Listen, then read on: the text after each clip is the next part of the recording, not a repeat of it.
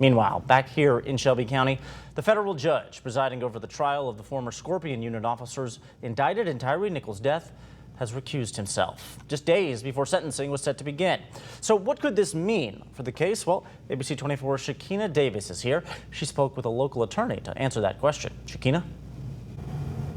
Yes, Kevin, there are many possible reasons for the judge's decision, but I was told this could have to do with potential conflicts. It just happens often, and it's better that a judge would recuse himself or herself from a case if they think there's a conflict rather than to stay on. Federal Judge Mark Norris has recused himself just days before the sentencing of 5 former Memphis police officers involved in Tyre Nichols' death. This change is already causing delays as former officers Tadarius Bean and Justin Smith have had their sentencing removed from Monday's court calendar. I would think that they would probably get a continuance so that the new judge can get himself or herself up to speed on the case and the facts of the case and the intricacies of the case so that they could handle the sentencing part.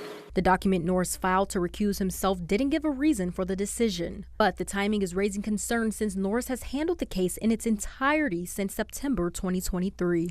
Memphis attorney Art Horn III says recusal typically happens if a conflict has arisen. If he knew one of the officers, if he knew one of the family members, if he later on found out that he knew somebody that was involved with the case, all of those would be potential conflicts. The next step in the process is reappointing the case to another federal judge. According to court records, Chief Judge Cheryl Littman will now oversee the proceedings. Horn says any new judge would need time to catch up on the case before the sentencing. That judge will probably have to read the trial transcript, get up to speed on the case, and handle the sentencing part.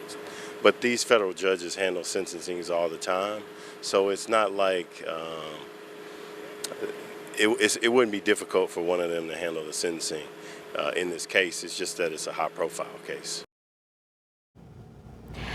As of now, former officer Demetrius Haley is still set to be sentenced Tuesday. He faces up to 60 years. Emmett Martin's sentencing is still set for Wednesday, and Desmond Mills for June 23rd. Live in the studio, I'm Shekinah Davis.